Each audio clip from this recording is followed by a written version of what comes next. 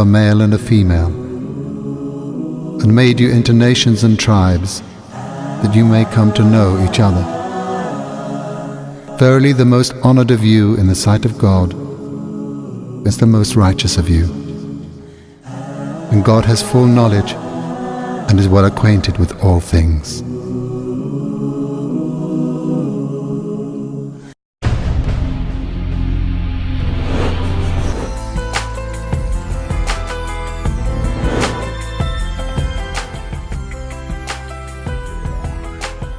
Assalamu alaikum wa rahmatullahi wa barakatuh. A firm greeting of peace and love to you all. You're welcome to Doxidon on Imani Ive TV. My name is Rodia Olaiwala. We're glad to have you join us. Now, this is your #1 Islamic lifestyle magazine program that aims to bring to you the beauty and essence of Islam. Now, Islam is based on 5 pillars, which are believe in the oneness of Allah and His Messenger, pray 5 times daily, give zakat, go for pilgrimage, and of course, fasting during the months of Ramadan. Now, this pillar serves as guides for us Muslims. It's like a compass. But the question is, how many of us can truly say we live our lives based on these pillars? Let me ask you, when was the last time you fasted voluntarily outside Ramadan? And for those of us who have the means and resources, have you ticked off going for pilgrimage on your to-do list? These are soul-searching questions, you might say, that requires honest evaluation. Let's try as much as possible to adjust ourselves in areas where we find ourselves lacking. And we pray to Allah in His infinite mercies to accept every worship as an act of ibadah. We go straight to the reflective message of the day, titled, Never Judge a Book by its Covers. Doxidon continues shortly. Welcome back. You're still watching Doxidon on Imani TV. Now, don't forget to like us on Facebook, Instagram, and peradventure you missed today's episode, you can watch more on our YouTube channel by simply subscribing. That's Imani Ive TV. Now, of course, I've been joined by Khadija on the street. Assalamualaikum warahmatullahi wabarakatuh. Walaikum salam. Latifa has joined the crew, so amazing. I'm sure you guys are having fun. Yes, we're seeing more of Latifa. Amazing. It's nice. Yeah. Barakallahu fi.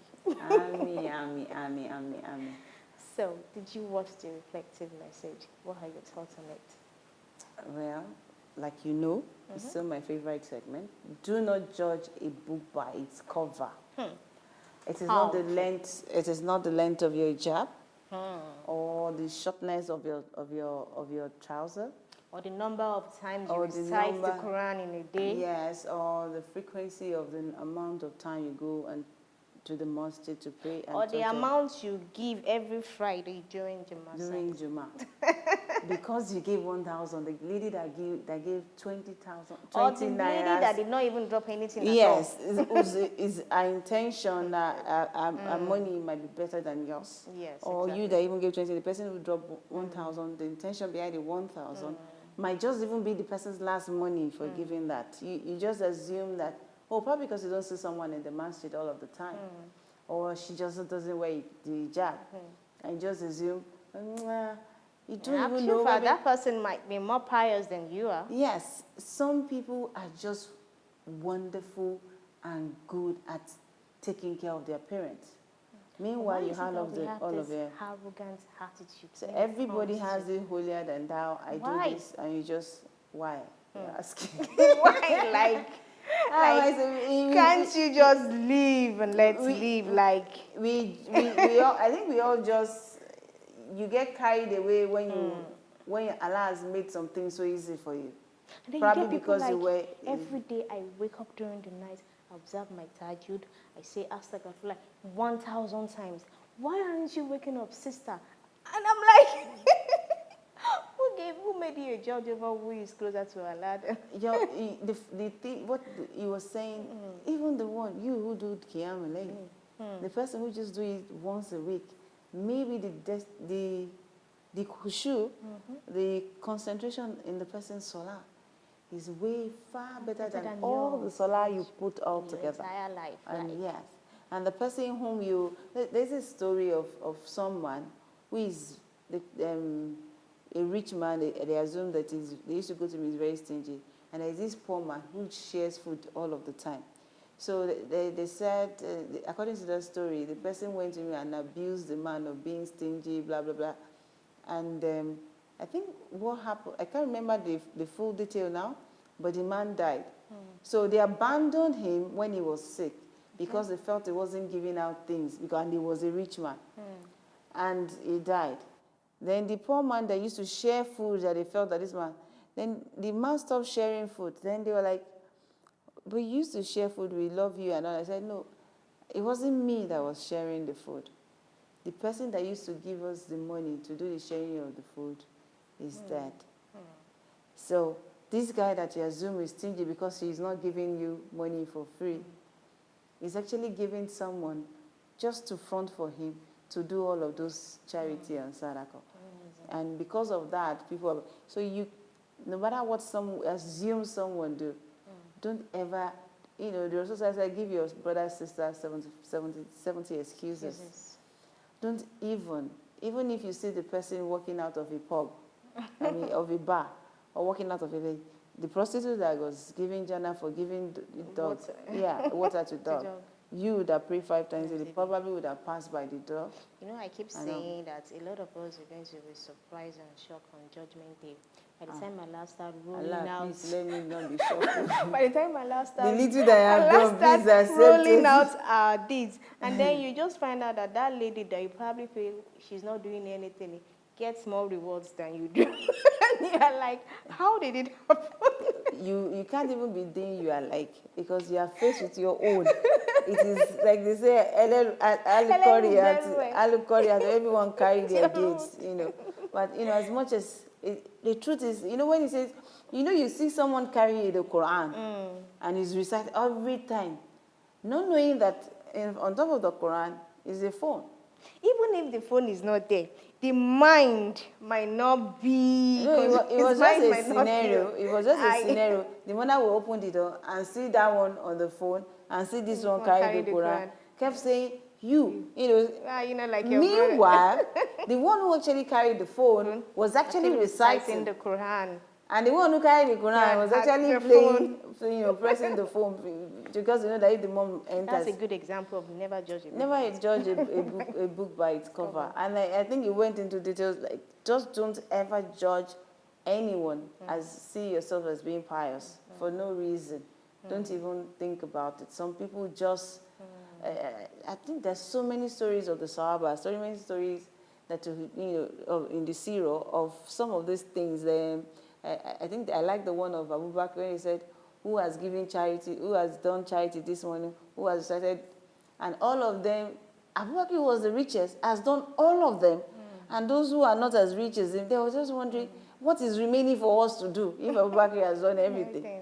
Yeah. So then there's another story that I always relate to, is one of the man who immediately after Salat runs back home, and people were about castigating him as in, why does he always run back? When he came back and they asked him why, he said because the date palm in his neighbor's house drops into his compound. And he wants to make sure his children do not pick it and eat it before he gets there, so that they don't take what doesn't belong there. What level of pious, and you see the guy run immediately after Salah, like, this one never waits. Just running to go and do whatever. So, and he has deeper reasons for doing it. May Allah make it easy for all of us. Allah make it easy for every one of us. MashaAllah. We go to the Mind Share segment now. Let's find out what our crew who have been going about the streets of Lagos, sharing and getting to know our non-Muslim friends. Let's find out what they have for us. Doc Student continues shortly. How many times do you do? 5 times. Since we pray 5 times. Can you just tell me the time they pray? Actually, I can remember 1 o'clock. I don't know. 4 o'clock, 5 o'clock in the morning. I don't know. But I can 7. Agomeji. Yangba. Yes. For 4 times. 6 o'clock, 2, 4, 7 times, I'm 6 o'clock, 2 o'clock, at 8 o'clock. Maybe like 2 times, sir. Thank 1 o'clock and 7 o'clock p.m. 1, 3. 5 times. please name them. Yes, ma. The time. One is 6 o'clock, Subui. Second one is afternoon, Jur. Third one is 4 o'clock, Asri. Fourth one is 6 o'clock, my group. Fifth one is Lishai. Is 7 o'clock. 5:30. Am I correct? Then is it 1 o'clock? I'm sorry. And two, either 2:30, something like that. Then 4 o'clock, and that's evening time. And we are back. Amazing responses, and actually quite sad though. Yes, Simple as what the Muslims read. What's the holy book? I always say this that message you pray, that Quran verse you pray in the beginning of the show, that says that it is not righteousness that you face east, south, and west, Okay. but the most righteous of you is the one who is righteous in there, who is what comes not, but you guys watch it. The whole idea is the humanity first, yeah. And when you hear someone says, we have heard messages of, a non-Muslim was found using the Quran to defecate. Right. I want to believe that some of them have no idea what the Quran is about. So it could also be assumed that in a particular region of Nigeria, which is the northern part, writing in the Arabic is like writing in their regular language. So may not necessarily know that is the Quran. That is the excuse you want to So give. I'm just going to give that excuse, because if I find someone doing that, I think I would first educate the person my own way. That's what I would do, and say, no. Do you know what this is? Even if the person is deliberate, you say, okay, we take it and we show them. Probably look for what those verse is saying. And do you know, we actually asked them to mention 3 chapters in the Holy Quran. We were like trying to, okay, if we have so chapters in the Holy Bible, I think was it you or Matthew, Latifa? Luke, and John. Matthew, Luke, and John. Trying to give them a kind of What book are we talking about? They had no clue. So They had no clue. we've degenerated to some extent. However, we decide in our minds. I actually think in our that minds, is the most cheapest question anyone. We were taught in primary. Everybody was taught in primary school of the holy books when we were growing up. What happened? So these days that everybody is having religious schools and trying to shield the children away from learning about other religion, I think a lot of the service is done. Give excuses like, I'm not a Muslim, so I don't know. So a lot of the service is done to the generation, to the younger generation. When we were taught religious studies, religious knowledge, we were taught all the religions so that we have an idea that it's not just yours. That there are other people who believe in other things. Or for the Muslims, believe in the old different books is stated clearly, so it is shared. But these days we have, I don't know what word to use, but we'll keep having this conversation and say, you believe in the Bible, I believe in the Quran. If you don't believe in what I believe in, it is fine. But I know what you believe in, so when I see it, I know how to care for it for you, for me to understand you and how you do yours, how to relate with you. That's the whole idea. So if you hear that, what is the Muslim book? Someone say, I don't know, I'm not a Muslim, I don't know. We get all those kind of responses. And we still have those who will say, I don't know. Then when you mention, maybe I've heard it before. But it is very important for us as Muslims to understand that a lot of people have no idea what Islam is all about. And the elements that makes, that the things that we believe in Allah, the books and every other things that we proclaim that we assume they should know. So it is our responsibility to ensure that, if they could remove the history from the curriculum, I think religious knowledge should be in a multi-ethnic and multi-religious society like ours.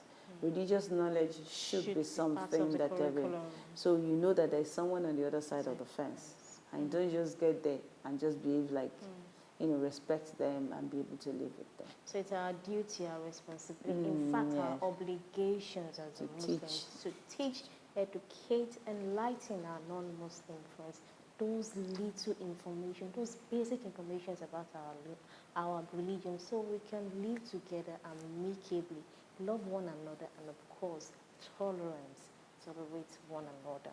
It's been an amazing time on the program today. Of course, kudos to our crew on the streets there. It's not easy going about the streets of Lagos in this harsh weather, actually.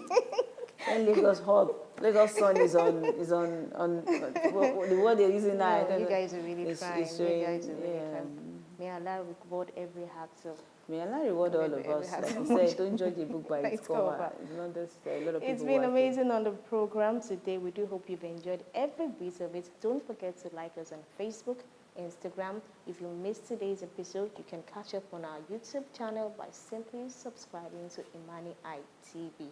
Doxodon comes your way again tomorrow, same time, same station. And of course, like we always say, a dua a day keeps shaitan away. From all of us here, it's Masalam. Assalamu alaikum.